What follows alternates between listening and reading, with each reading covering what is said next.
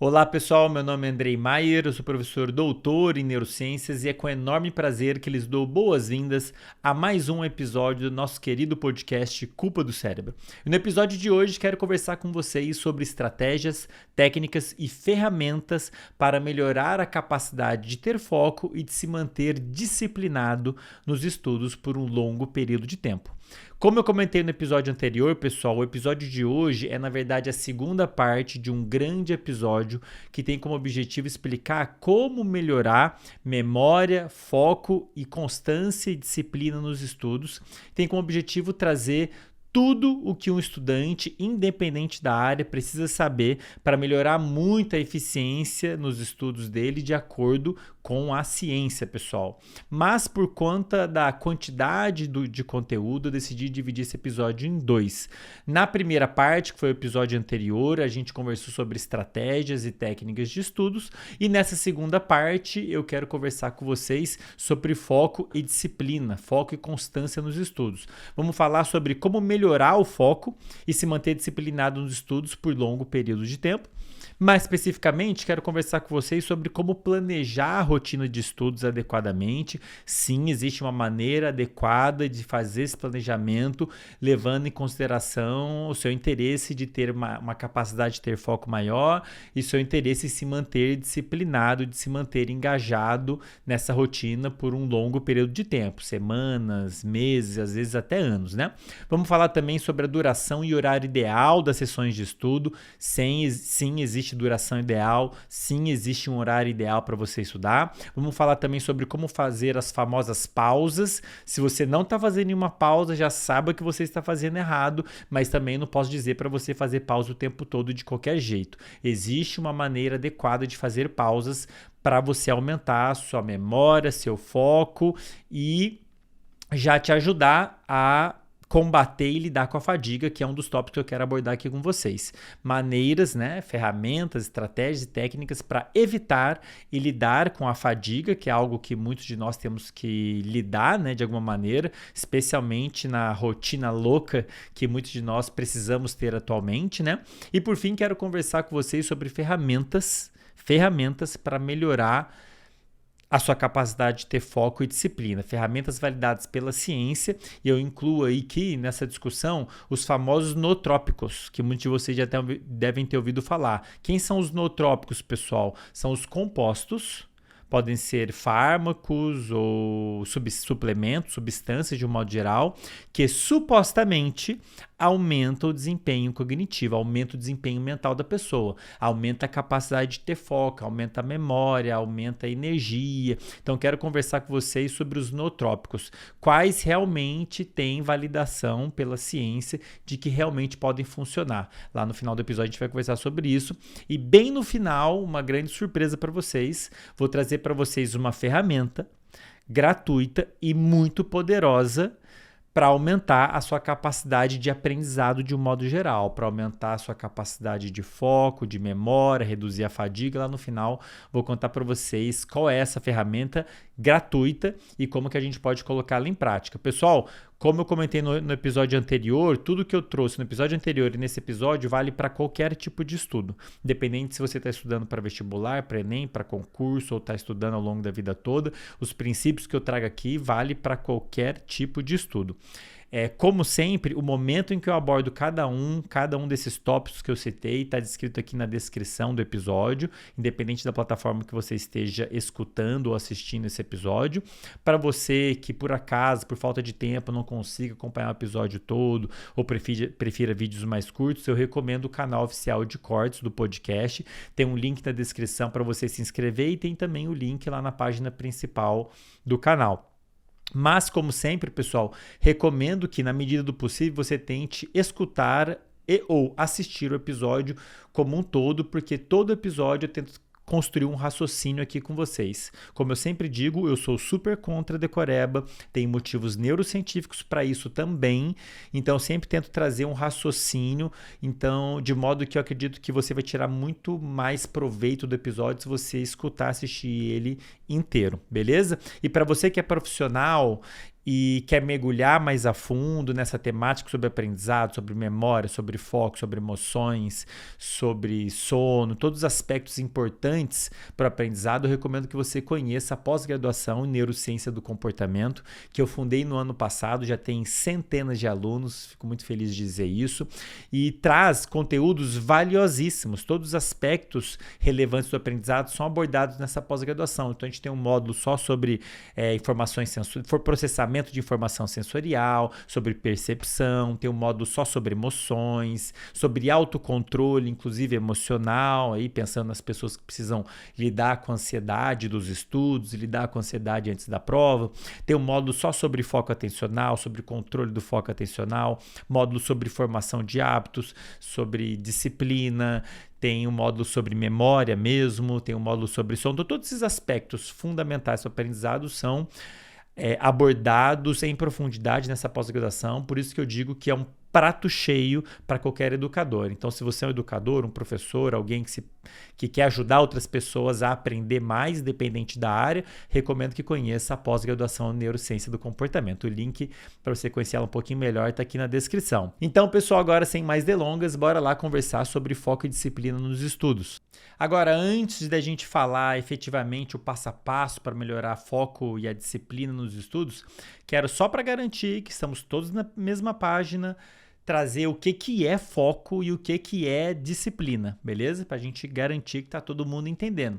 Pessoal, como eu comentei hoje mais cedo, o que é foco? Foco é a capacidade, refere-se à capacidade do nosso cérebro de priorizar o processamento de uma informação específica. Priorizar o processamento de uma informação em detrimento de outras, beleza? É uma propriedade, envolve circuitos específicos do cérebro, sinais químicos específicos do cérebro, super importante para o processo de codificação da memória, aquela primeira etapa, e de recordação. Você lembrar a memória, você precisa também ter um bom controle atencional. E o que seria disciplina, pessoal? De novo, especialmente esse termo, acho que é importante a gente deixar claro, porque muita gente fala disso, mas suspeito que muitas pessoas entendem disciplina de uma forma diferente, né? Disciplina ou constância nada mais é do que você repetir um comportamento seguindo regras específicas. Repetição de um comportamento seguindo regras, que você mesmo pode ter imposto ou alguém impôs. Então, pelos motivos X, Y, Z, você vai fazer tal coisa, tal dia, tal horário, sempre. Então, por certos motivos, você repete um comportamento. Então, no caso, disciplina estudar, seria você estudar de segunda a sábado, digamos, de 3 da tarde às 6 da tarde, e eu quero ter disciplina nisso. Então, você repetir um comportamento seguindo por motivos específicos, né? É definitivamente um dos maiores diferenciais do estudante que vai conseguir se dar bem lá na frente. É você conseguir sustentar esse comportamento de estudar por longo período de tempo, e o motivo desse grande desafio foi o que eu comentei antes, né? Trata-se, inicialmente, pelo menos, de um comportamento que exige esforço e a recompensa está longe. Qualquer comportamento, pessoal, que exija esforço e não tem recompensa, ou a recompensa está longe, ele tende a ser desmotivado pelo nosso cérebro. Nosso cérebro ele é programado para priorizar comportamentos que exijam pouco esforço e ou tragam bastante recompensa imediata. Quanto menos esforço e mais recompensador e mais próxima tiver a recompensa, mais fácil é a gente se motivar para esse comportamento, como é o caso de mexer no celular. Facinho, tá no seu bolso, tem muitas e muitas possíveis recompensas ali, por isso que é fácil ter disciplina em mexer no celular. Estudar, por outro lado, é o oposto. Exige esforço, a recompensa tende, a possível recompensa, inicialmente pelo menos, a gente tem como mudar isso. Inicialmente, nosso cérebro entende que a possível recompensa está daqui a um ano. Passar numa prova, no caso de quem está estudando para vestibular, para concurso, a recompensa está longe. Então a gente tem que entender isso para tentar contornar, né? Quais são os dois grandes determinantes da sua capacidade de ter foco e disciplina em qualquer atividade. Primeiro delas, isso depende muito de uma área do seu cérebro chamada córtex pré-frontal. Essa região que a gente tem atrás da testa aqui, que está conectada com todas as outras regiões do cérebro, quase todas, e funciona como importante, como se fosse um gerente geral, que está olhando tudo. É como se aqui tivessem vários gerentes, na verdade, que estão olhando o que está rolando na empresa, no seu cérebro, e consegue modular as várias funções de acordo com o objetivo do momento, né? Sem dúvida, trata-se de uma região super importante para a nossa capacidade de autocontrole. A nossa capacidade de controlar nossas próprias emoções e não ficar tão ansioso, a nossa capacidade de controlar o nosso foco atencional, como por exemplo vocês estão fazendo nesse exato momento, colocando o holofote em mim para processar a informação que está vindo desse episódio. Sua capacidade de controlar o foco atencional depende dessa grande área que a gente tem atrás da testa, assim como sua capacidade de controlar os próprios movimentos, o próprio comportamento de um modo geral.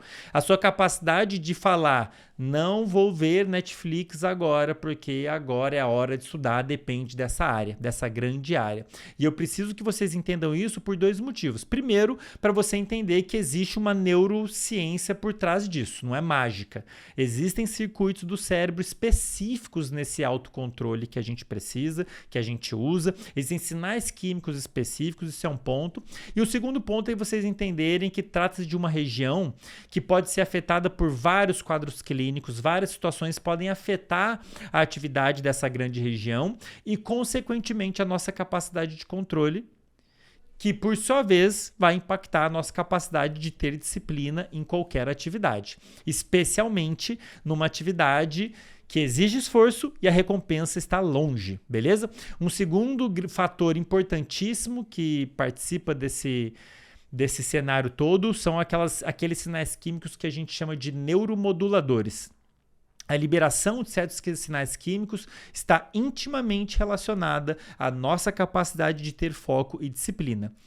Em especial, vou citar aqui 3 sinais químicos especialmente importantes nisso, que é a acetilcolina, noradrenalina e dopamina. Não preciso memorizar isso, só quero que vocês entendam alguns dos protagonistas químicos que vão modular, vão alterar a atividade de áreas do cérebro, inclusive essa que eu acabei de comentar, que a gente tem atrás da testa, e vão, consequentemente, aumentar, quando a liberação desses sinais químicos aumenta, né? Elas aumentam a nossa capacidade de exercer esforço, seja físico ou mental.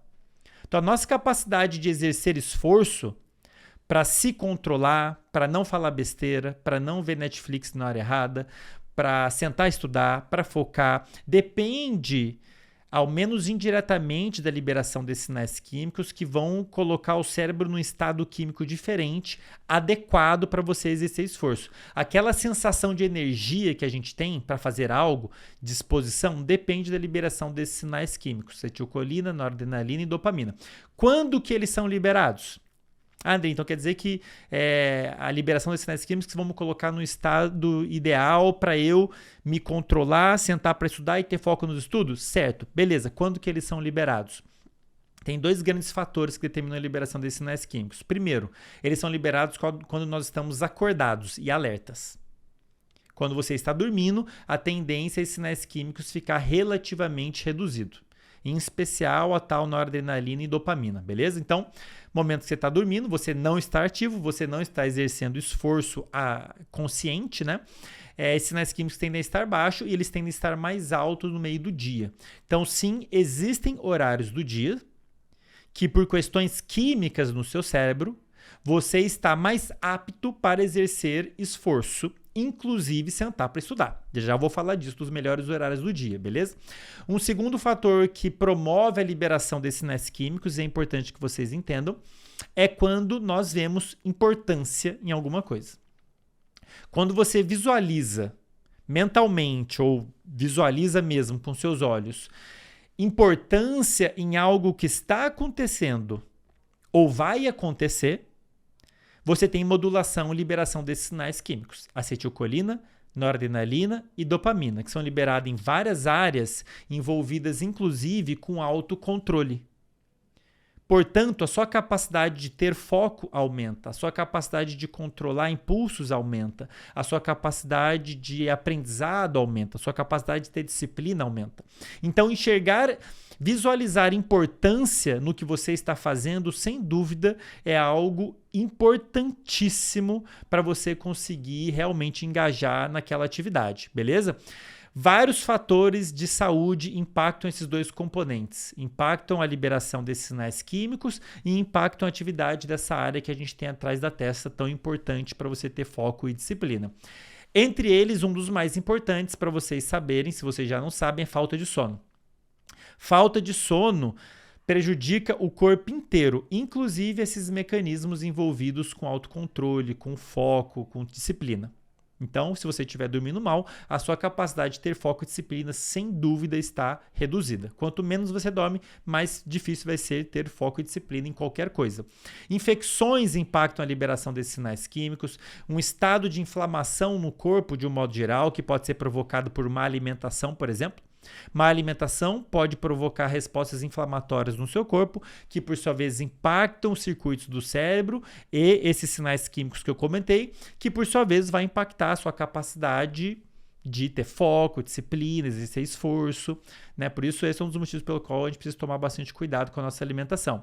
Estresse demais impacta, seja em intensidade ou em tempo, um estresse que fica por muito tempo. Falei bastante disso no episódio 30, se eu não me engano, né? Como que o estresse crônico pode adoecer. E transtornos mentais, tem vários transtornos mentais no quais esses dois componentes, essa área que a gente tem atrás da testa e a liberação desses sinais químicos estão alterados.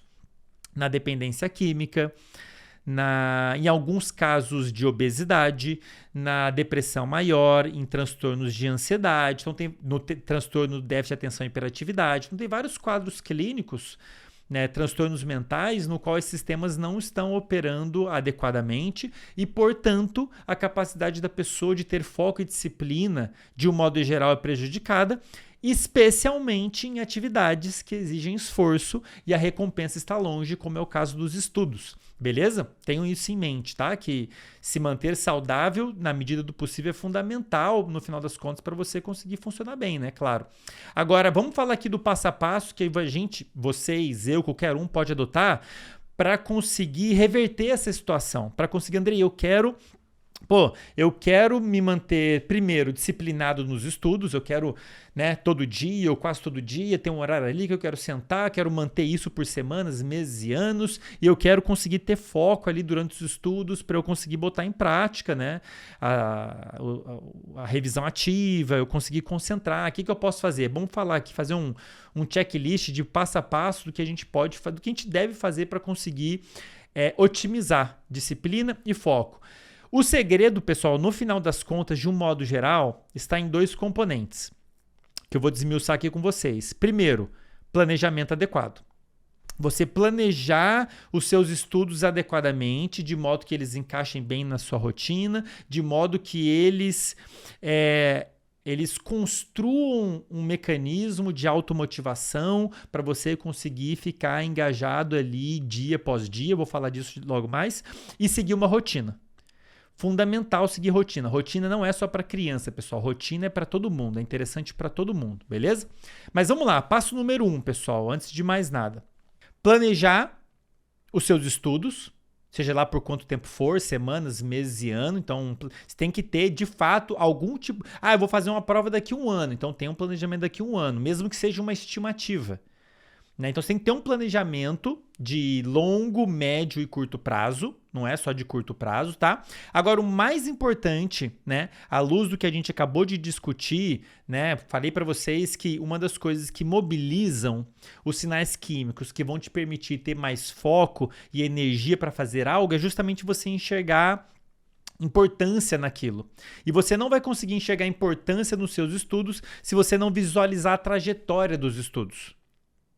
No final das contas, especialmente no início, para quem não está estudando e vai começar a estudar, é muito importante que você tenha um planejamento no qual te permita visualizar, e eu digo visualizar mentalmente, mas melhor ainda se você conseguir visualizar com os olhos mesmo, no papel mesmo, no quadro, onde quer que você possa anotar, você visualizar a trajetória dos seus estudos. Por quê? Um grande desafio que todo estudante precisa enfrentar é se convencer de exercer esforço hoje para talvez ter uma recompensa no futuro. Como eu falei para vocês, o cérebro é naturalmente resistente a esse tipo de atividade.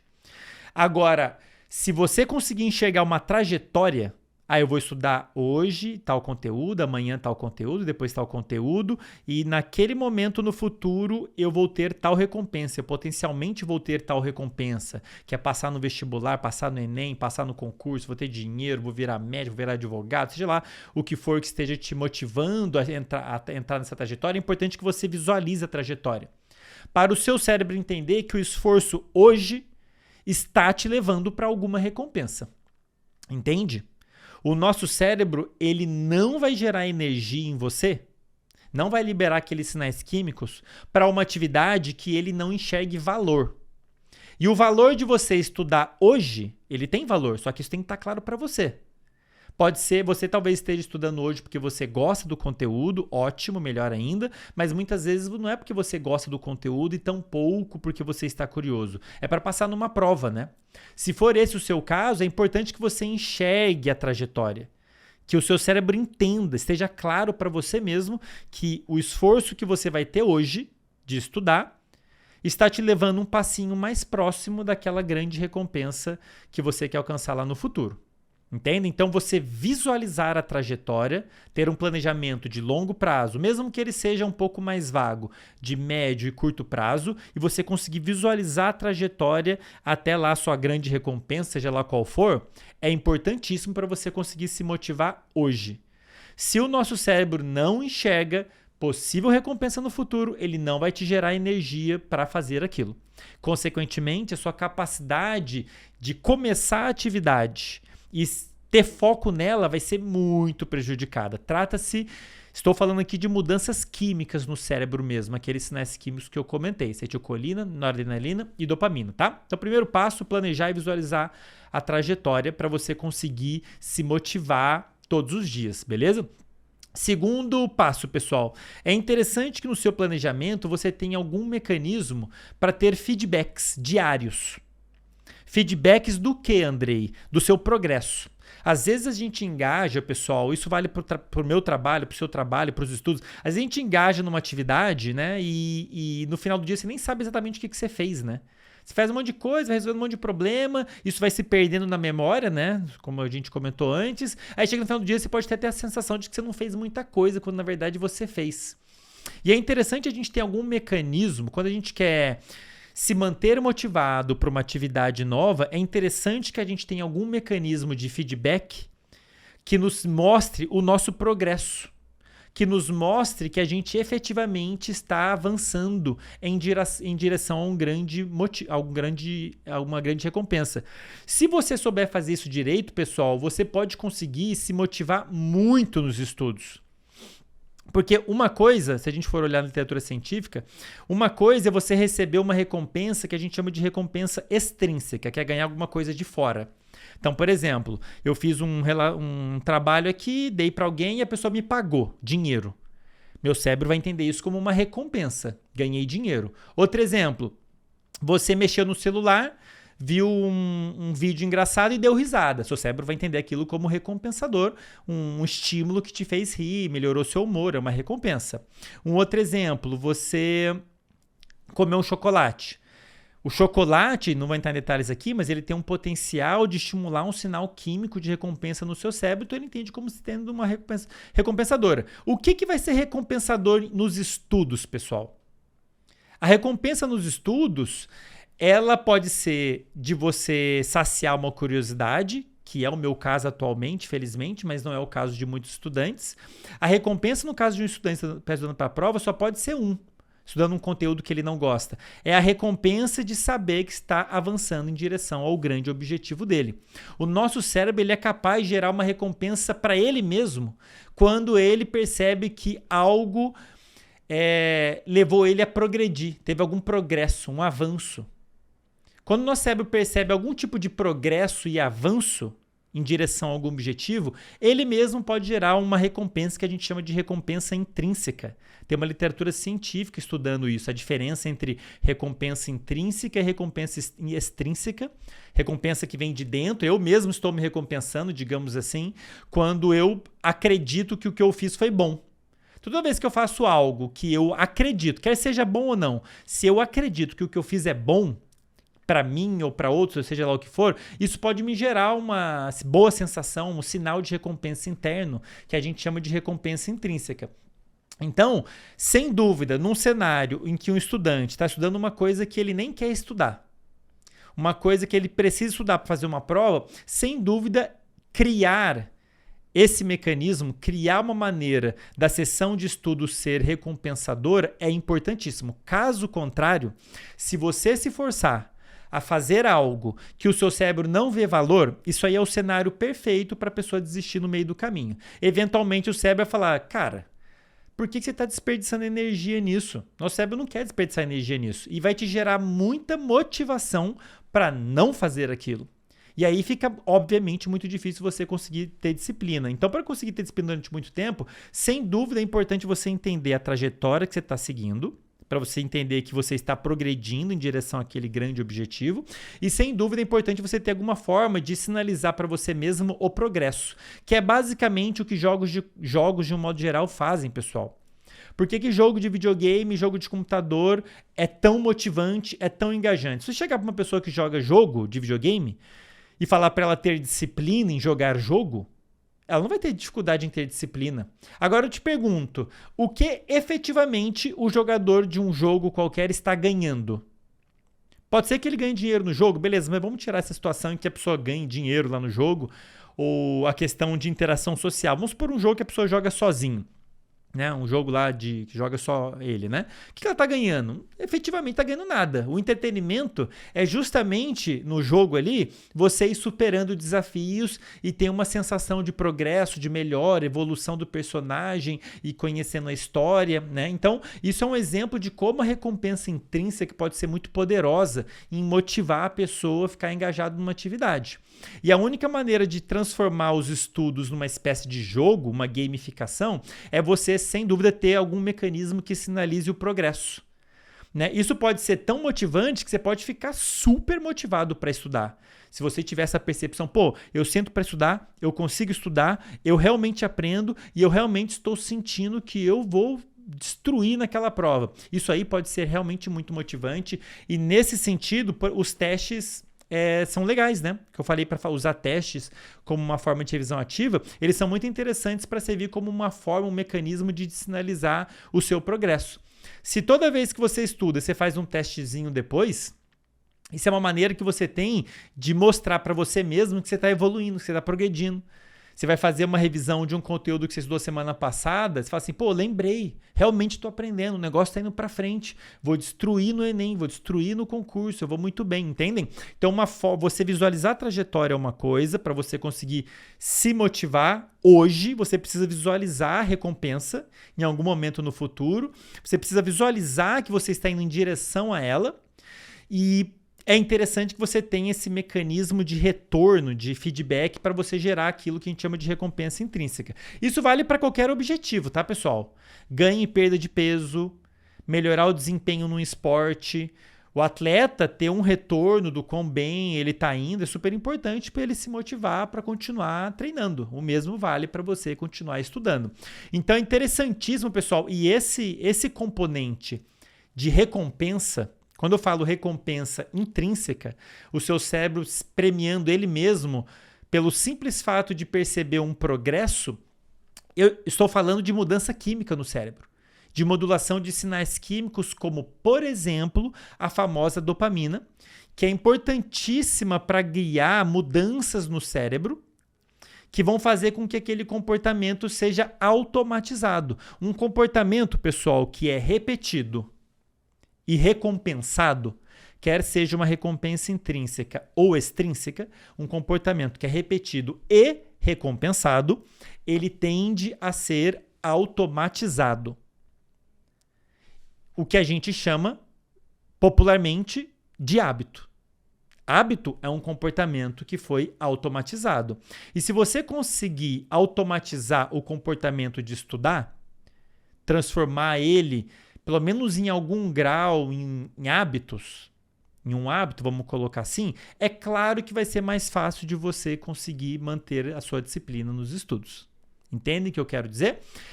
Outra grande vantagem de você ter esses feedbacks diários, alguma maneira de se sinalizar o seu progresso, né? Isso vai ajudar você a construir autoconfiança nos estudos, que fala a favor dos testes de novo, né? Uma forma de você sinalizar seu progresso e de você ir construindo sua autoconfiança, que é uma coisa que eu sei que muitas pessoas têm dificuldade hoje em dia, né? A pessoa sabe o que ela tem que fazer, ela quer muito fazer aquilo, mas ela não confia que ela vai conseguir. E isso, sem dúvida, mina muito a capacidade da pessoa de se motivar e se manter disciplinado. Aliás, abrir um parênteses aqui, pessoal. Disciplina e motivação andam de mãos dadas, não são opostos. Beleza? Motivação é o combustível da disciplina. E é o combustível tanto para a formação de hábitos como para a disciplina. Beleza? Então, esqueçam esse negócio de que disciplina e motivação são opostos, que motivação não importa, isso não faz sentido nenhum à luz da ciência de um modo geral, né? E um último benefício da gente ter esse mecanismo de feedback diário é porque você tem um mecanismo para um remédio contra o tédio, né? Muitas pessoas reclamam de ficar entediado no estudo. Você talvez esteja entediado. O que é o tédio, pessoal? O tédio justamente é a ausência de ativação. É o oposto de você estar empolgado, né? Um cenário é você estar empolgado, legal. O outro cenário é você estar entediado. Do ponto de vista químico no seu cérebro, são situações completamente diferentes. Quando você está empolgado, se eu olhar seu cérebro, eu vou ver os níveis de acetilcolina, noradrenalina e dopamina relativamente aumentados. Se eu olhar no momento que você está entediado, eles estão relativamente reduzidos. Então, se você constrói um mecanismo que permite você se automotivar diariamente para os estudos, um mecanismo que permite até você fortalecer isso, vai ficando, inicialmente pode ser mais difícil, pessoal, mas com a repetição fica cada vez mais fácil você se motivar para estudar, no caso, né? Conforme você vai estudando e progredindo, progride, vai ficando cada vez mais fácil, a tendência é o tédio diminuindo. Ninguém fica entediado jogando jogo, justamente porque o jogo ele é construído para te manter ativo, empolgado com o progresso. Então, no final das contas, no que você planeja, visualiza a trajetória e tem esse mecanismo de feedback que vai gerar essas recompensas intrínsecas com o progresso, a tendência é o tédio ficar cada vez menor, beleza? Terceiro componente importantíssimo para você conseguir ter disciplina e constância e foco, né? Você ter uma rotina regular. Rotina regular. Acorda mais ou menos no mesmo horário, começa as coisas no mesmo horário, toma café no mesmo horário, pratica exercício no mesmo horário, começa a estudar no mesmo horário, faz as pausas no mesmo horário. Quanto mais regular for sua rotina, melhor. Por quê? Um componente importante para a formação de hábitos, para automatizar comportamentos, inclusive de estudar, é você se expor sempre ao mesmo contexto. Se você segue sempre uma rotina, vai ser mais fácil o seu cérebro entender aquela rotina e consolidar os comportamentos que fazem parte dela. Quanto mais parecida for a sua rotina, mais fácil vai ser seu cérebro construir os hábitos que vão compor aquela rotina. Certo? Estar sempre no mesmo contexto é um dos pré-requisitos para a formação de hábito. Então é legal, por esse, entre outros motivos, você ter a rotina mais regular possível, beleza? Incluindo horários de descanso, horários de lazer, horário para dormir, horário para refeição, horário para se cuidar, de um modo geral, como eu vou falar mais. Aliás, mais para frente não, como eu vou falar agora. Um quarto componente que vocês têm que tomar muito cuidado, senão o tiro sai pela culatra. Cuidado com o excesso. Estresse crônico, aquela resposta emocional, quando o seu cérebro visualiza um potencial perigo, Caso você não faça algo a respeito, estresse é isso. Seu cérebro está vendo um potencial perigo caso você não faça algo a respeito. Então, se eu não entregar esse trabalho, eu vou ser demitido. Se eu não estudar, eu não vou passar na prova e não vou conseguir realizar os meus sonhos. Se eu não fizer isso, alguma coisa... Aquela sensação de tenho que fazer algo, senão algo ruim vai acontecer, é o estresse. E essa resposta ligada por muito tempo adoece as pessoas. Já comentei isso lá no episódio 30, quem quiser saber mais detalhes. Quando a gente deixa o nosso sistema de defesa ligado por muito tempo, isso leva a atrofia e até mesmo perda de neurônios no cérebro. Em especial, quer dizer, inclusive essa grande região que a gente tem atrás da testa que eu comentei com vocês, que é super importante para você ter autocontrole emocional, cognitivo e comportamental. E aí, consequentemente, a sua capacidade de ter disciplina e foco nos estudos vai ser pior ainda. Então, tome muito cuidado, porque se você imprime uma rotina em você mesmo, um planejamento em você mesmo excessivo, o tiro vai sair pela culatra. O nosso corpo não está preparado para ficar ligado por muito tempo. Então, o ideal é você planejar uma rotina de acordo com a sua realidade. A rotina de estudos de uma pessoa que trabalha e tem filho é bem diferente da rotina de estudos de uma pessoa que só estuda. Então é importantíssimo que você construa uma rotina adequada para a sua realidade, respeitando as necessidades do corpo de sono, alimentação, descanso, interação social, os grandes pilares da saúde mental que eu já comentei em outros momentos.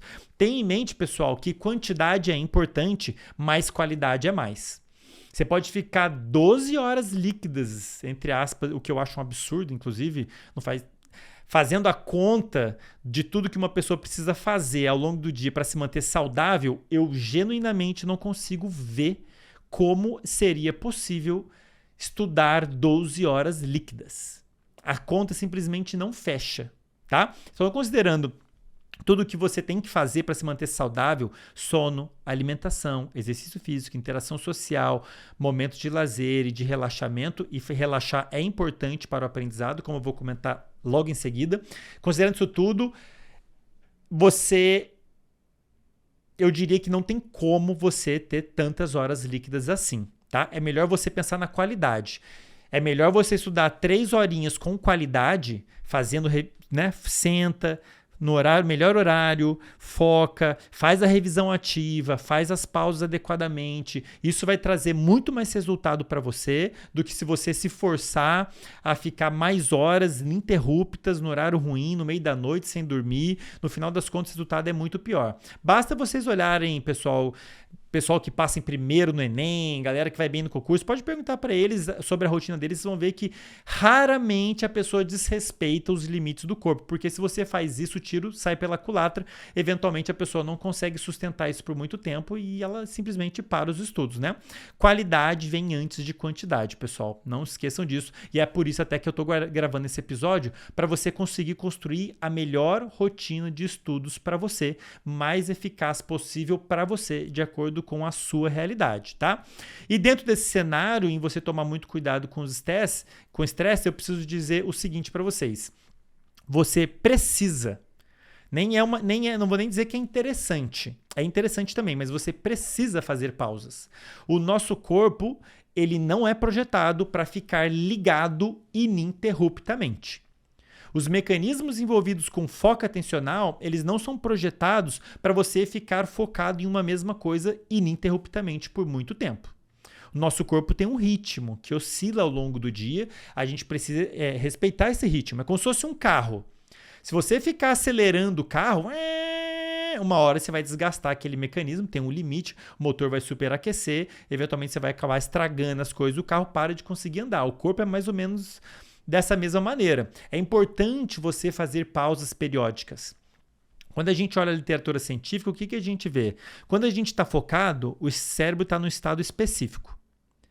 O cérebro está controlando por meio de esforço, envolvendo sinais químicos específicos, como é o caso daqueles que eu comentei, acetilcolina, noradrenalina, dopamina, elas estão agindo ali em certas áreas, estão modulando áreas, tem umas áreas modulando umas às outras, de modo que o cérebro está restringindo o processamento de informações, que é o que a gente quer que aconteça quando a gente está focado, né?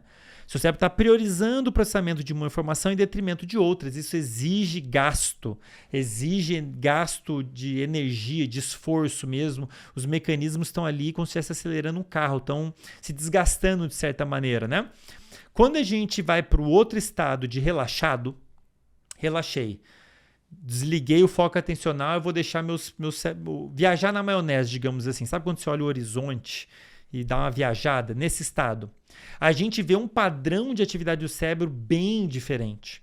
O processamento de informações, ele segue um ritmo muito mais, vamos dizer, aleatório.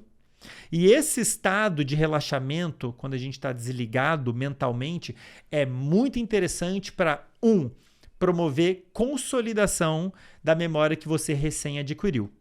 Então, você está focado, processando um conjunto de informações específicos, formando novas memórias, beleza? No momento que você desliga o foco e entra no estado de relaxamento, essa memória ela é naturalmente reativada, como se fosse um eco, quer você esteja consciente disso ou não. Então, a memória ela é reativada, tem uns estudos bem bonitos mostrando isso. No momento que você está desligado, está fazendo uma pausa, a memória está... O que é muito interessante para essa memória ser consolidada. Lembra que eu falei que a memória começa a ser consolidada quando a gente está acordado. E esses momentos de pausa, de relaxamento, são super interessantes para você facilitar isso, para você permitir isso. Se você fizer uma pausa, digamos, estou estudando, e aí você, vou parar de estudar, vou fazer uma pausa e vai mexer no celular, isso é uma péssima maneira de fazer pausa. Porque você continuou com o seu foco atencional ligado. O seu cérebro, mesmo você fazendo uma coisa que você gosta, que é mexer no celular, seu cérebro ainda está focado, processando informações específicas, e isso atrapalha a consolidação das memórias que você estava formando enquanto estava estudando. Então, fazer pausa, pessoal, que fique claro, não é mexer no celular, não é ver um videozinho. Fazer pausa do jeito certo é você desligar o foco atencional e relaxar sua mente, vamos colocar assim. Beleza? Super importante para consolidar informações que você estava formando logo antes, né? Um segundo motivo para você fazer pausas é você permitir com que os mecanismos envolvidos com autocontrole atencional, inclusive os mecanismos envolvidos com foco atencional, eles sejam restaurados. Eles desgastam. Então é como se você parasse de acelerar o carro para permitir com que o motor esfrie. Senão ele vai desgastar e não vai render mais tão bem quanto ele renderia antes, né? Então fazer pausas é super interessante, não é o Andrei falando isso, é a literatura científica mostrando que é interessante para consolidar a memória do que você estudou e para você permitir que esses mecanismos envolvidos com autocontrole restaurem. E permita com que você consiga ter autocontrole, sustentar a sua capacidade de autocontrole por mais tempo ao longo do dia. Ou seja, fazer pausa, no final das contas, é uma excelente maneira, inclusive, para você combater fadiga. Então, o que eu quero dizer com isso, pessoal? Colocando um exemplo prático. Entre você estudar 3 horas seguidas ou sem fazer pausa, ou estudar 1 hora, fazer uma pausa e estudar mais 1 hora, você provavelmente vai render muito mais no segundo cenário. Estudar 1 hora, não fiz a conta direito. Entre estudar 3 horas seguidas ou estudar 1 hora, vamos botar 1h10, descansar uns 30 minutos e depois estudar mais 1h10, provavelmente seu rendimento vai ser melhor no segundo cenário. Você vai conseguir ter mais foco atencional na segunda sessão de estudo, você vai conseguir consolidar melhor essas informações e no final das 3 horas você vai se sentir menos fadigado.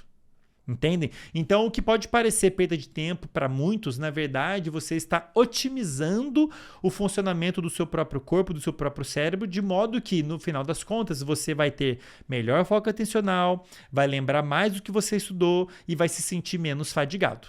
Vale a pena fazer pausas periódicas, né? E aí vem a próxima grande pergunta que sempre me fazem quando eu falo de pausas. Andrei, qual é a duração ideal de uma pausa? Quanto tempo? 5 minutos? 10 minutos? 20 minutos? 30 minutos? Não existe uma duração ideal que vale para todos os momentos e para todo mundo. Depende muito do seu grau de disposição e de motivação, tá? A minha sugestão, pessoal, se você está num dia / momento ruim, vamos colocar assim, que você está mais fadigado, você não está tão bem nesse dia porque não dormiu tão bem, ou nesse dia especificamente está tendo dificuldade em se motivar, ou se não, é no final do dia, você está mais cansado, no horário do dia que você não está tão bem. Se você está no momento que você está se sentindo mais fadigado, menos disposto, a recomendação é que você faça sessões de estudo mais curtas, assim como pausas mais frequentes. Não tem como a gente não fugir dessa sugestão. Não existe um valor que vai valer sempre, é uma coisa que você vai ter que sentir e colocando em prática, né? Se você está começando a estudar agora e não tem hábito de estudar ainda, isso é tudo muito novo para você, a recomendação também é que você faça comece com sessões de estudo relativamente mais curtas e pausas relativamente mais curtas, mas isso não quer dizer que no futuro, em outros momentos, você não possa usar sessões de estudo mais longas e pausas relativamente mais longas, né? Para mim, Andrei, por exemplo, que já estou estudando há muitos anos, eu gosto de estudar, geralmente estou bem disposto e motivado. As minhas sessões de estudo, de trabalho e estudo, duram em torno de 1 hora e meia, entre 1 hora e 2 horas, em média 1 hora e meia, e as pausas têm em torno de 30 minutos, às vezes um pouco menos, às vezes um pouco mais, dependendo de como eu estou me sentindo naquele momento. Né? Mas definitivamente não precisa ser assim para todo mundo. Falando aqui em duração de sessão de estudo e pausas, devem estar lembrando do famoso Pomodoro, que é uma técnica, digamos assim, de organização dos estudos, que prevê, um cronômetro inclusive, que prevê uma sessão de estudo de 25 minutos e pausas de 5 minutos. Funciona? Talvez funcione, depende. Eu acho que o Pomodoro, ou seja, 25 sessões de 25 minutos estudando e pausa de 5 minutos, ela é interessante para quem está começando, especialmente, e para aqueles que estão num dia ruim, num momento ruim, está relativamente indisposto. Aí, uma sessão de estudo de 25 minutos é mais fácil de se motivar para engajar do que uma sessão de estudo de 1 hora e meia. Né? O nosso cérebro ele é bem sensível à duração da atividade. Os mecanismos envolvidos com motivação, que liberam sinais químicos como a dopamina, eles são muito sensíveis à duração da atividade. Atividades mais curtas são mais fáceis da gente se motivar do que atividades mais longas. Então, se não está num dia legal, ou está começando agora, ou não se sente muito motivado para estudar, é interessante começar com sessões de estudo mais curtas e pausas mais frequentes. Mas, no final das contas, com a prática, isso vai ficando mais claro para você. Eventualmente, com a prática, provavelmente você vai ver que 25 minutos de estudo é relativamente pouco, que é o que muitos estudantes relatam. Eles começam a emendar um pomodoro no outro, não faz a pausa. Né? Estuda 25 minutos, vê que tá num flow, né? Tá lá super... Tá voando, digamos assim, no estudo, a pessoa não faz a pausa, com razão, para continuar rendendo ali nos estudos e acaba em uma sessão que era para ser 25 minutos, vira 50, vira 1 hora e pouco, né? Isso é normal, beleza, tá legal também, não tem problema nenhum, beleza? No longo prazo, à luz da literatura científica, mas isso aí não é uma coisa certa, beleza? Eu diria que o ideal, mas isso é especulação, não tem um estudo mostrando exatamente isso. Eu diria que o ideal, se você quiser saber assim, para uma pessoa saudável, não uma pessoa que não tem nenhum transtorno mental e tudo mais, o ideal seria algo em torno de 1 hora e meia de foco e uns 20, 30 minutos de pausa, mais ou menos. Da onde que eu estou tirando esse dado, pessoal? 1 hora e meia é mais ou menos o quanto dura um ciclo do sono. Então, se a gente entender que o cérebro ele tem um ritmo que tem mais ou menos esse período de 1 hora e meia, né? A gente pode talvez imaginar que 1 hora e meia, 1 hora e meia seja o tempo ideal de se manter focado numa atividade e depois entrar por um período de pausa, né? Mas isso é um pouco bastante especulativo, tá? No final das contas, o ideal é você ver o que funciona melhor para você. Legal? E agora o sexto passo, a sexta estratégia que você deve colocar em prática para ajudar seu cérebro a ter foco e disciplina nos estudos, que é escolher o melhor horário do dia para estudar. Existe um melhor horário do dia para a gente ter foco, exercer esforço em qualquer atividade, inclusive estudar, mas esse horário não é o mesmo para todo mundo. Sim, você pode usar vários critérios para escolher o horário do dia para estudar. Por exemplo, Andrei, eu gosto de estudar em tal horário porque está mais silencioso. De fato, um ambiente mais silencioso pode ser interessante para ajudar a pessoa a ter foco. Mas, com certeza, um dos seus critérios, se for possível usar esse critério para escolher o horário que você vai estudar, é o seu grau de alerta. O nosso grau de alerta, vou falar uma coisa que pode ser que seja óbvio para alguns, mas muitas pessoas não se dão conta disso até alguém falar explicitamente. O nosso grau de alerta varia ao longo do dia.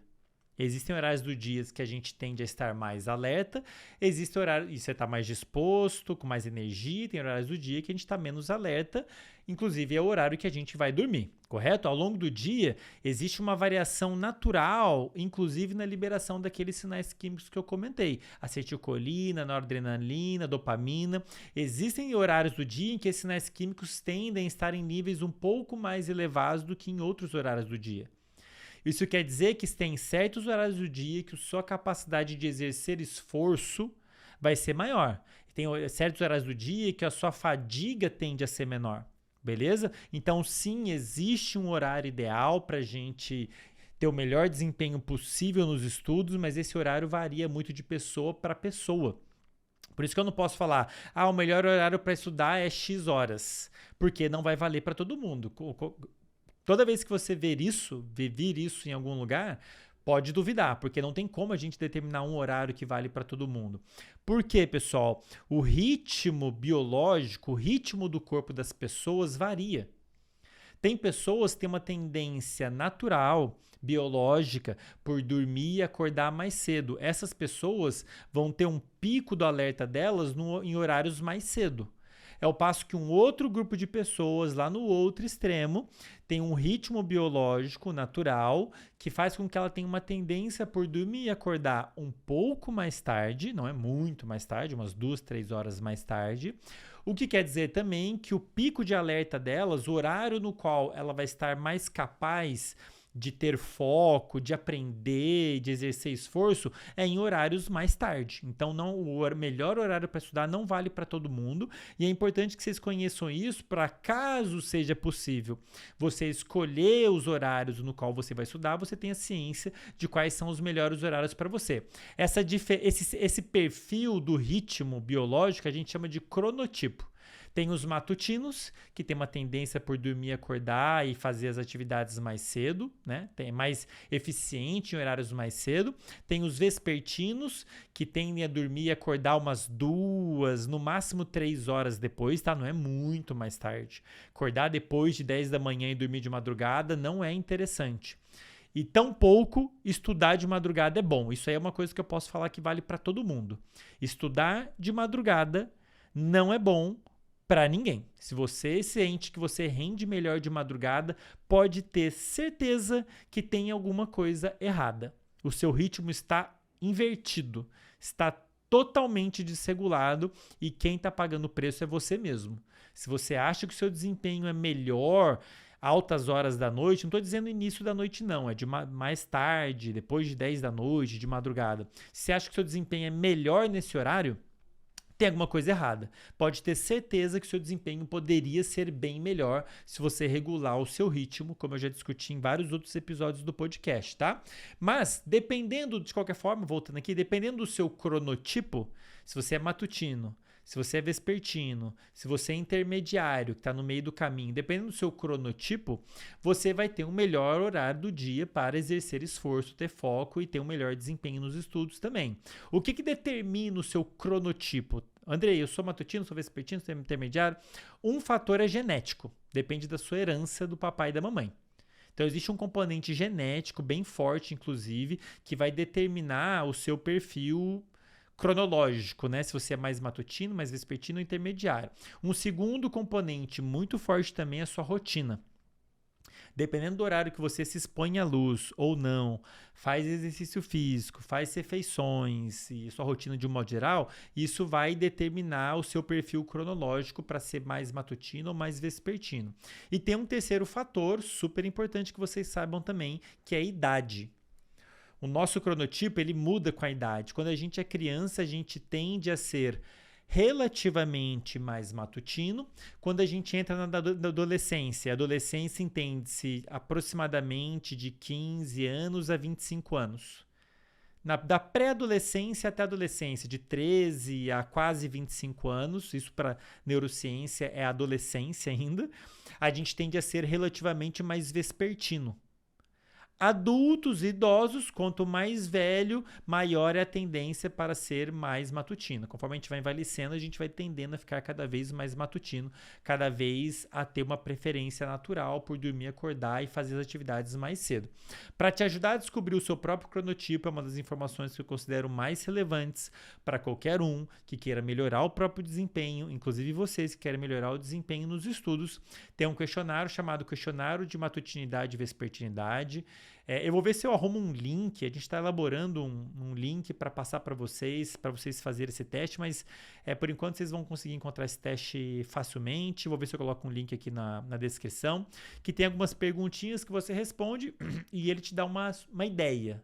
Não é certeiro, mas te dá uma ideia se você é mais matutino, mais vespertino, intermediário. E o que isso tudo quer dizer, pessoal? Ponto número 1. Não acordar cedo não é o ideal para todo mundo. Então, acordar, esse negócio de, eu tenho que acordar cedo, você tem que acordar cedo para ir bem nos estudos. Isso é balela, é um dos maiores mitos que eu vejo sendo falados por aí. Acordar bem cedo, ele é interessante para matutinos.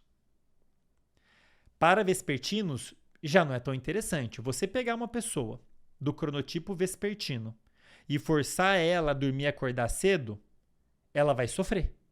Você está forçando ela a seguir um ritmo que não é o natural para ela. Você está atrapalhando ela. Esse é um dos motivos pelo qual eu acho muito ruim a gente colocar aulas do ensino médio e até na faculdade, pessoas que têm ali entre 15 e 25 anos, colocar a aula começando muito cedo. Você está forçando a pessoa a seguir um ritmo que é péssimo para o desempenho nos estudos dela. Entendem? Então é importante que a gente tenha ciência disso. Eu sei que existem várias outras questões, né? A necessidade de acordar, de ter que ir para o trabalho e não tem como botar outro horário, enfim, mas é importante que a gente tenha ciência disso. Acordar cedo não é o ideal para todo mundo. O melhor horário para você performar bem nos estudos depende do seu cronotipo. E isso está super claro em vários estudos científicos. Só para citar um exemplo aqui para vocês, um trabalho que saiu numa revista de alto impacto chamado Nature Communications. O primeiro autor é o Salehinejad. Foi um trabalho publicado em 2021 em que eles testaram a capacidade cognitiva, ou seja, memória, atenção, aprendizado, o quanto que o cérebro estava ativo eletricamente, algumas áreas. Eles testaram isso, memória, atenção, aprendizado e atividade do cérebro, em matutinos e vespertinos, em 2 horários diferentes do dia. Será que o desempenho mental de matutinos e vespertinos muda dependendo de acordo com o horário do dia? E a resposta, como você já esteve imaginando, sim. Eles testaram 2 horários, 8 da manhã e 7 da noite. E adivinhem, 8 da manhã, os matutinos tiveram um desempenho melhor. A memória foi melhor, capacidade atencional era melhor. 8 da manhã, nem é tão cedo, hein? Capacidade atencional era melhor, capacidade de aprendizado era melhor. O quão excitável estava áreas do cérebro era maior. Então ele estava mais preparado para desenvolver uma atividade mental 8 da manhã. Ao passo que vespertinos tiveram um melhor desempenho às 19, no início da noite. O desempenho mental deles foi melhor. Então, entende? Isso aqui é só um trabalho mostrando que o melhor horário do dia para você desempenhar bem, seja lá qual for a atividade, inclusive estudar, depende do seu cronotipo. Então, esse negócio de que tem que acordar cedo é mentira, beleza? O ideal que você tem que ficar mais atento é seguir um ritmo saudável e regular. Dormir e acordar mais ou menos sempre nos mesmos horários, inclusive final de semana. Esse é o ideal, é o suprassumo, tá? E para alguns vai ser mais interessante dormir e acordar cedo. É o meu caso. Eu acordo 5h30, 6 da manhã, sem despertador todos os dias e tô pronto para a batalha. De manhã é o meu melhor horário. De noite, final da tarde, início da noite, eu já tô um caco. Agora, não é só porque eu cronotipo matutino funciona bem de manhã, quer dizer que isso vai valer para todo mundo. Existe um outro grupo, que são os vespertinos, que vão ter uma tendência natural por dormir e acordar mais tarde, e a gente precisa respeitar isso. Agora, quão mais tarde, Andrei? Como eu falei para vocês, é umas 2, 3 horas, pessoal. Então, enquanto alguns acordam 5, 6 da manhã, outros deveriam tender a acordar às 7, 8 da manhã. Quando eu digo mais tarde, É o mais tarde, tipo acordando 8 da manhã, 9 no máximo, não é 10, 11, meio-dia. Se você está acordando tarde assim, pode saber que provavelmente o seu ritmo está desregulado e você está pagando um preço por isso em termos de saúde e de desempenho nos estudos, com certeza, tá? Agora, para dar uma ideia geral para vocês, né? Quando que seria o melhor horário para cada um desses cronotipos? De um modo geral, vou pegar os dois extremos, matutinos e vespertinos, porque o intermediário fica mais ou menos no meio do caminho. Porque você pode ser um intermediário mais para matutino, você pode ser um intermediário mais para vespertino. Então a gente tem que entender que as pessoas estão distribuídas ao longo desse gradiente que vai desde o extremo matutino até o extremo vespertino, tá? Então, vou falar aqui só para vocês terem uma ideia dos melhores horários para um matutino e dos melhores horários para um vespertino. Mais ou menos. De um modo geral, o melhor horário para um matutino é de manhã, especialmente no meio, segunda metade da manhã. Beleza? Mais ou menos no meio, segunda metade da manhã. Algo que, se você é matutino, você deve já estar balançando a cabeça, falando, pô, realmente, eu me sinto super bem nesse horário, que é justamente os horários que eu, por exemplo, gravo os meus episódios do podcast. Agora são 11 da manhã, mas eu comecei a gravar às 8h30, porque eu sei que é o melhor horário, que eu tenho melhor desempenho mental, foco e consigo me articular melhor aqui, né? Agora, para uma pessoa que é vespertina, que tende a acordar ali 7, 8 da manhã, o melhor horário para ela não é de manhã. O melhor horário para ela tende a ser final da tarde, início da noite. Início. Supondo que o sol se põe ali umas 6 da tarde, vamos colocar ali período de 4 a 6 e de 6 a 8 no máximo, entende? Início da noite, na primeira, segunda hora depois que o sol se põe. A referência para o nosso cérebro de início e fim do dia é quando o sol nasce e quando o sol se põe, tá? Então, só para você ter uma ideia, matutino seria de manhã, especialmente no meio, final da manhã, na segunda e terceiro terço da manhã, e vespertino seria segunda metade da tarde, início da noite. Tá? Então, para vocês terem uma ideia, para vocês se guiarem de acordo com o cronotipo de vocês. Tem como mudar meu cronotipo, Andrei? Eu sou vespertino, quero ser matutino, sou matutino. Tem como mudar, é super flexível o nosso ritmo biológico, depende muito da sua rotina. O horário que você se expõe à luz, o horário que você faz refeições, o horário que você pratica exercício. Só que existe um limite para o quanto a gente consegue mudar esse ritmo.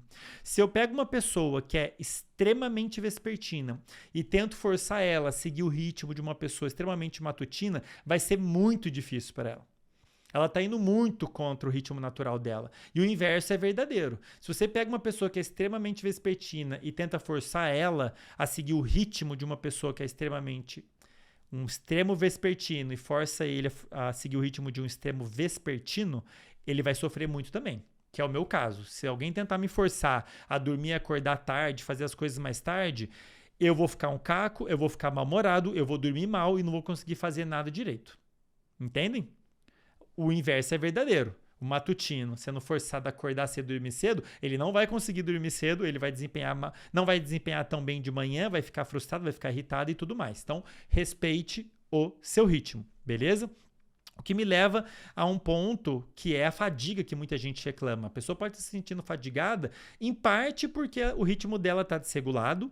Ela dorme, acorda em horários que variam muito, estuda em horários diferentes, faz tudo em horários diferentes. Isso é um péssimo sinal. Quanto mais irregular a rotina, pior o seu corpo vai funcionar, pior vai ser a qualidade do seu sono e mais cansado você vai se sentir ao longo dos dias. Agora, mesmo uma pessoa que tem uma rotina regular e saudável, é natural, pessoal, que a sensação de fadiga tenda a crescer com o passar do tempo.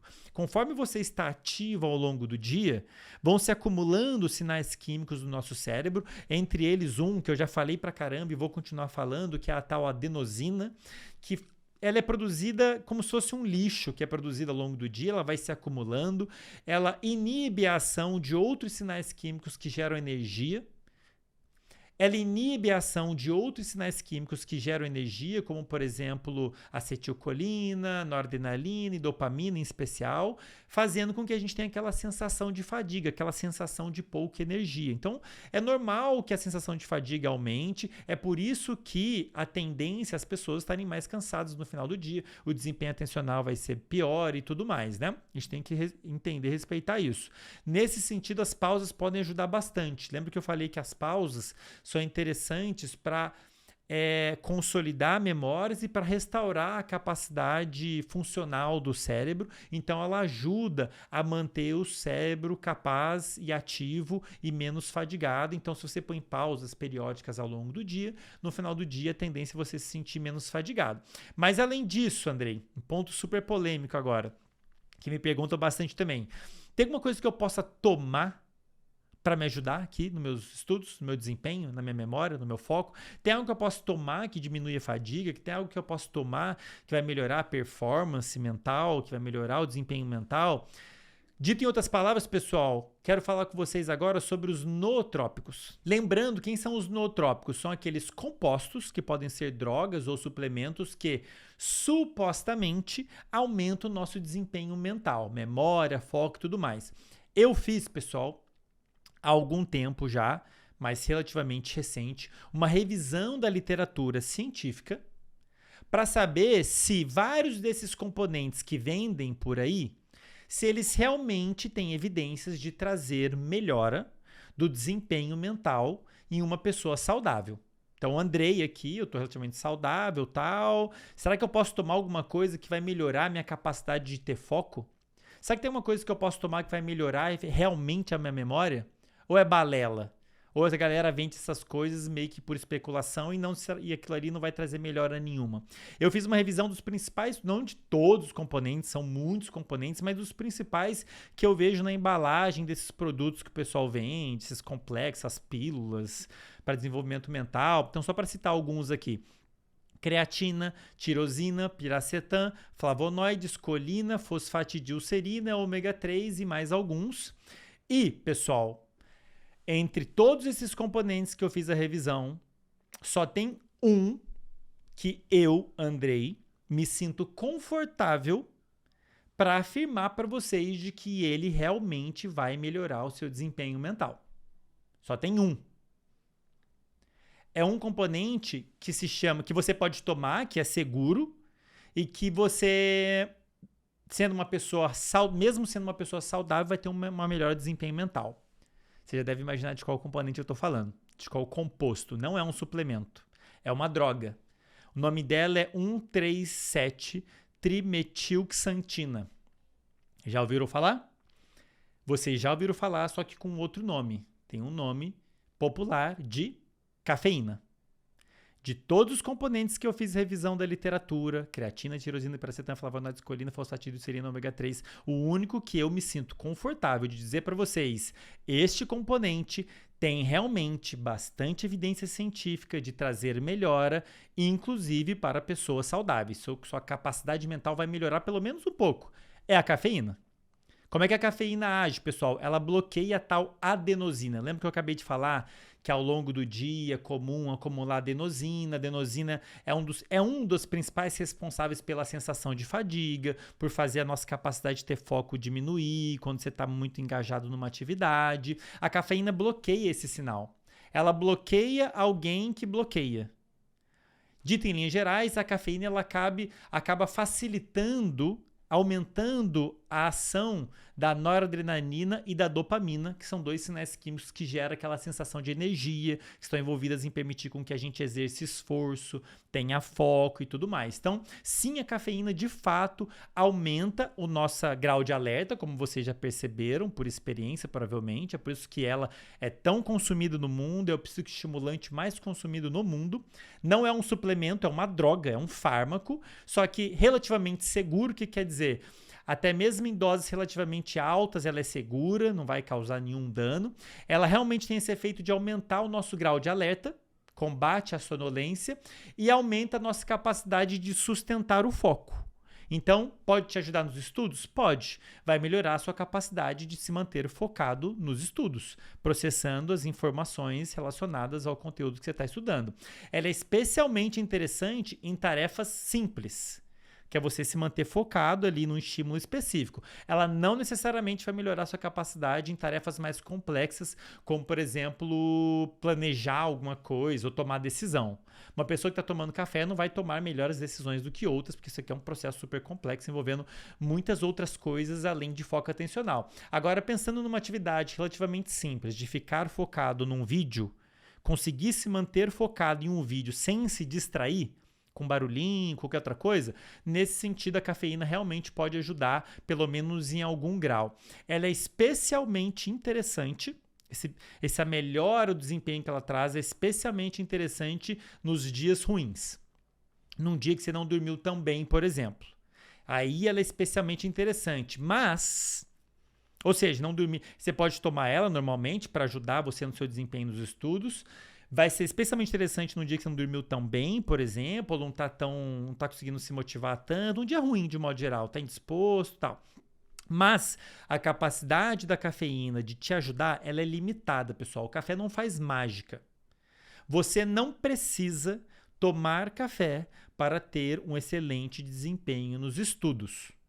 Beleza? Se você sente que precisa tomar café para conseguir funcionar minimamente bem, pode ter certeza que tem alguma coisa errada. Isso é um forte sinal de que tem alguma coisa errada. Provavelmente você não está dormindo bem, alimentação não está legal, saúde não está legal, tem alguma coisa aí, porque a gente não precisa da cafeína para funcionar adequadamente bem. Ela pode ajudar, é um upzinho, tá? Com certeza tem vários outros fatores que são muito mais relevantes no seu desempenho nos estudos do que a cafeína. Ela nunca vai compensar a falta de sono. Ela consegue compensar alguns sintomas da falta de sono até um certo grau. Inclusive, depois de alguns dias dormindo mal, o efeito da cafeína tende a sumir, perde o efeito. Como foi mostrado por um estudo em 2007, que saiu na Sleep. Os autores são...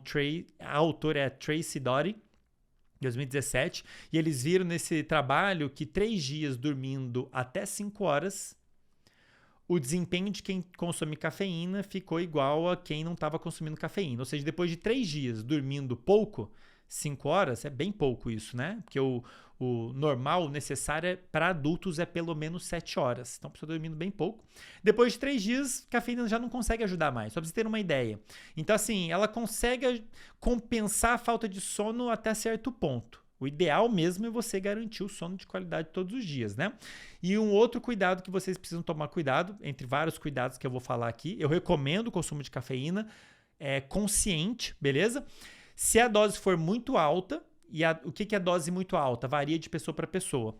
Mas se a dose for muito alta, ela diminui sua performance, ela atrapalha.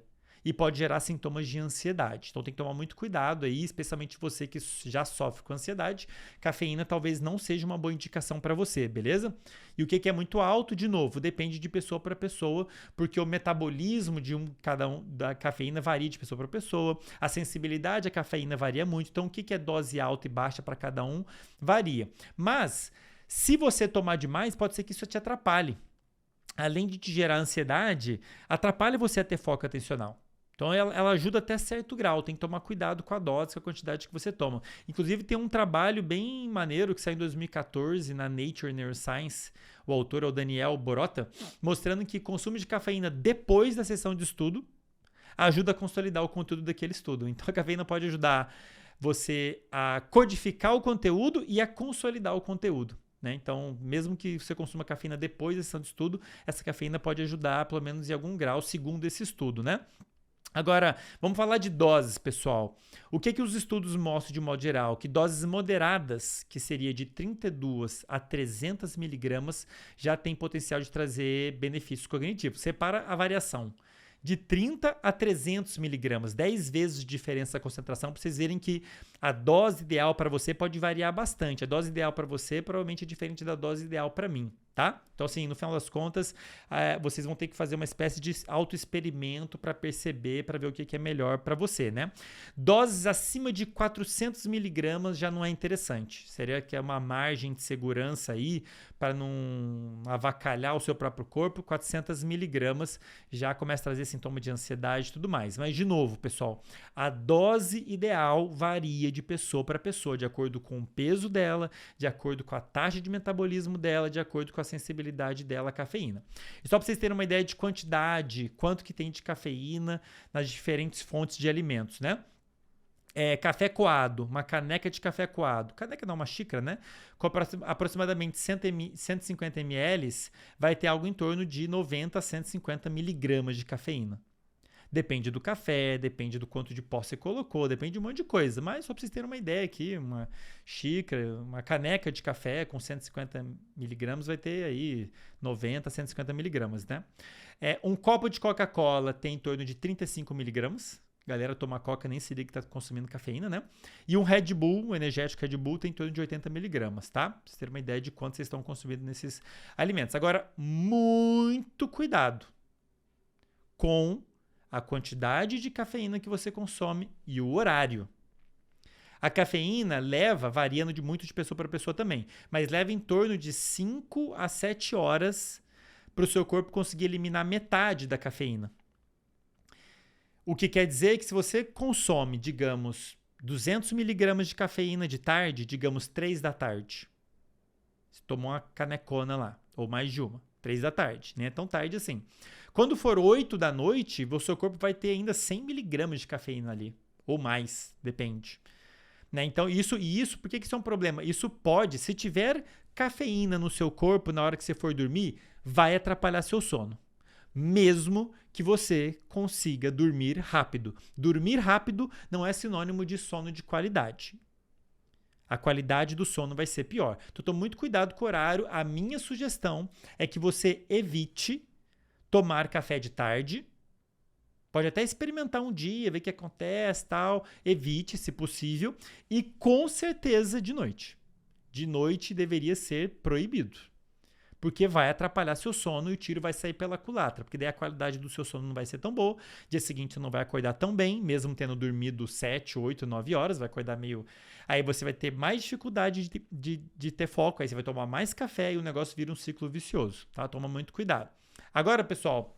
Eu sei que muitos de vocês talvez estejam torcendo o nariz. Mas, Andrei, como assim? O fulano, o Beltrano falou que tal componente é muito bom, ele é médico, ele é sei lá o quê, ele é sei lá o quê. Pessoal, eu sou muito honesto com vocês e comigo mesmo.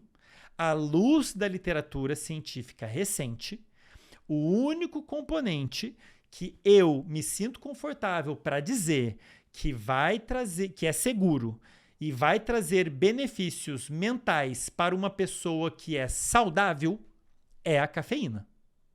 Os outros componentes que eu citei aqui, inclusive, vou até citar de novo, alguns que eu fiz a revisão: creatina, tirosina, piracetam, flavonoides, colina, fosfatidilcerina, ômega 3. Eles, não estou dizendo que eles não possam ter benefícios, calma. Em adultos saudáveis, o que eu quero dizer com adulto saudável? Não é uma pessoa que está sofrendo com alguma demência. Porque muitos desses componentes, eles têm lá evidência de trazer melhora para indivíduos, por exemplo, idosos que estão sofrendo com alguma demência. Tem doença de Alzheimer, está tendo perda de memória, e aí ele fez suplementação com ômega 3 e melhorou, e aí beleza. Mas assim, num indivíduo saudável, jovem, saudável, com uma alimentação equilibrada, não tem evidência científica de trazer melhora para essas pessoas. As evidências são fracas ou insuficientes. Os estudos são ruins, os estudos são controversos, tem estudos que mostram que melhora, tem estudos que melhoram que não melhora. O estudo às vezes avalia um número de voluntários muito pequeno, muito específico, ou às vezes é um grupo de voluntários que está dentro de um quadro clínico específico. E eu fiz a revisão pensando assim, uma pessoa, um jovem, 20 e poucos anos, 30 e poucos anos, saudável, sem nenhum quadro clínico de demência, tem algum componente, algum suplemento que ele vai tomar que vai efetivamente melhorar o desempenho mental dele? Eu não encontrei evidências robustas para nenhum além da cafeína. Sinto muito, pessoal. Adoraria dizer o contrário para vocês. Eu adoraria falar para vocês de um negócio que melhora pra caramba. Eu mesmo ia tomar, eu ia fazer uso com o maior prazer, mas infelizmente não é assim que a banda toca, pessoal. Os processos envolvidos no estudo são super complexos. Os circuitos envolvidos com foco atencional são super complexos. São várias áreas, vários neurônios, vários sinais químicos se comportando de uma forma super complexa. Seria espantoso pensar que um componente que você consome, você come, ele é absorvido pelo trato gastrointestinal, ele tem que chegar lá no cérebro e modular todos esses circuitos sinais químicos de uma maneira específica para fazer o foco atencional melhorar. É um caminho muito longo. É um caminho muito longo, pessoal. Então, assim, eu sei que vendem, eu sei que falam, mas infelizmente a literatura científica não corrobora muito do que dizem.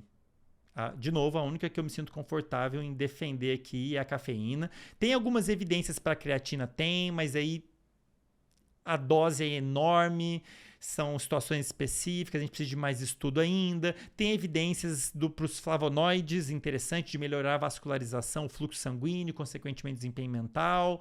Mas, então assim, tem algumas evidências, de fato, mas ainda, ao meu ver, a gente está no ponto de afirmar categoricamente que isso aí vai funcionar, isso ou aquilo vai funcionar para você.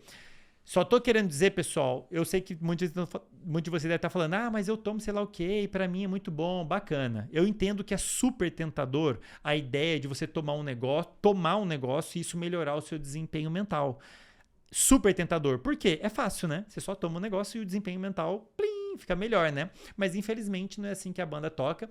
Eu sei que é tentador e se você toma e melhora, beleza. Eu também nem quero estragar o efeito provavelmente placebo que você está tendo.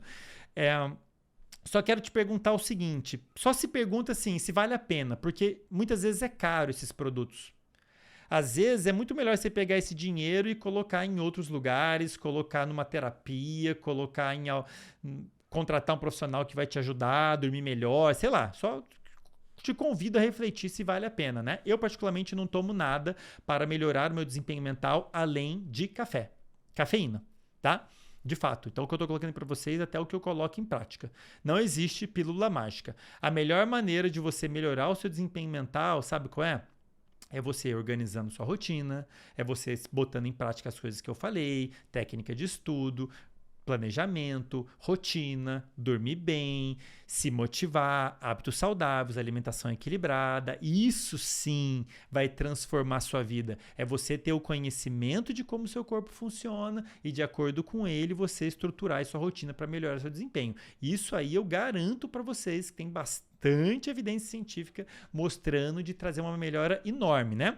Agora, enquanto aos estimulantes, pessoal, falei de um deles. A cafeína é um estimulante relativamente seguro que aumenta a atividade da noradrenalina e dopamina e, consequentemente, aumenta a sua sensação de alerta e sua capacidade de ter foco. Existem outros estimulantes que você já deve ter ouvido falar. Modafinil, Ritalina, Venvance.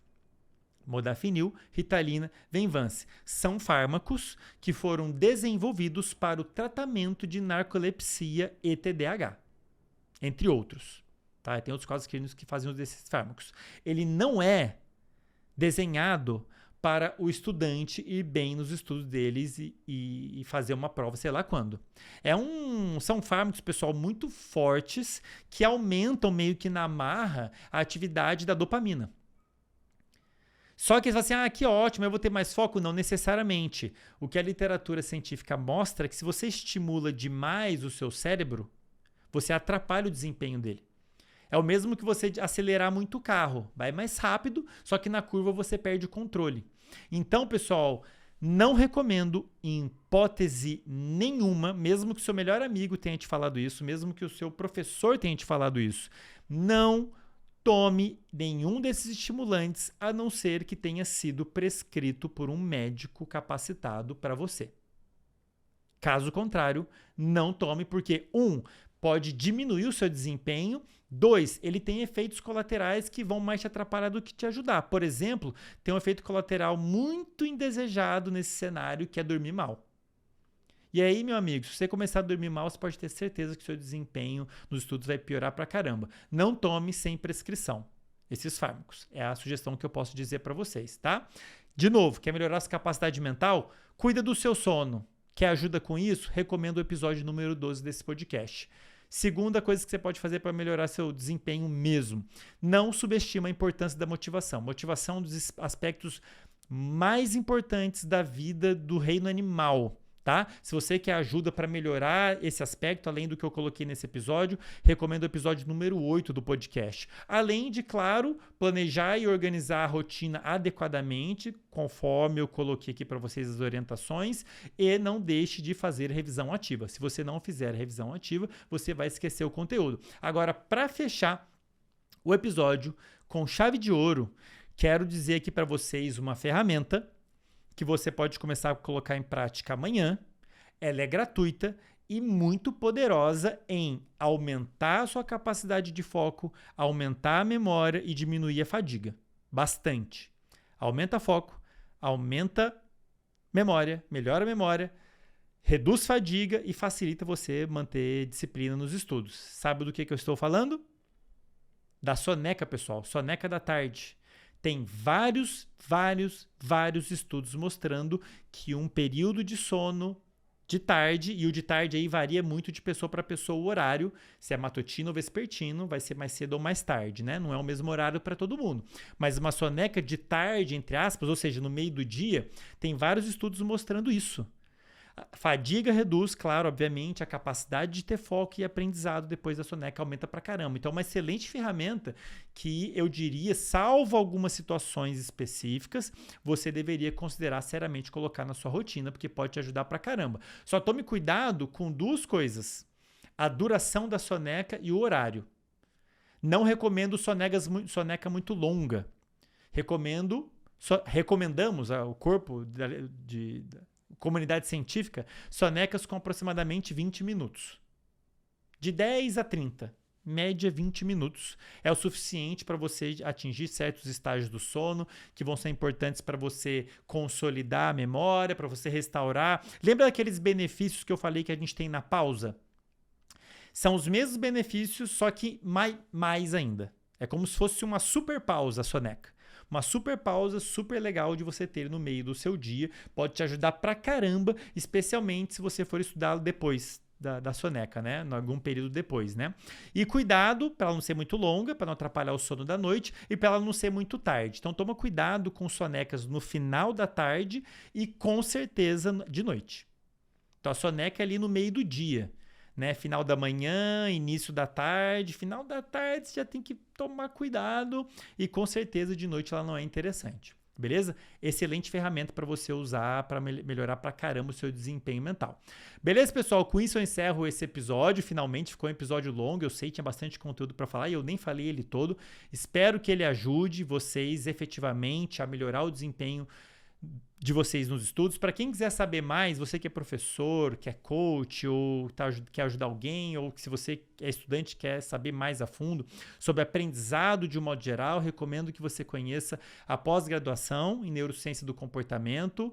O link para você conhecer ela está aqui na descrição, tem lá todas as aulas, tem lá o material que a gente usa. Você vai ver que tem módulos maravilhosos para quem quer saber mais sobre aprendizado. Tem um módulo só sobre neuroplasticidade, os mecanismos envolvidos com as mudanças das conexões no cérebro. Tem um módulo só sobre emoções, que é um aspecto super importante na vida de qualquer estudante. Um módulo só sobre foco atencional, controle atencional, hábitos, memória, formação de memória, sono. Então, todos os aspectos relevantes do aprendizado de um modo geral são muito bem contemplados nessa pós, sem dúvida que você, especialmente se você é profissional da área, vai tirar bastante proveito dela, né?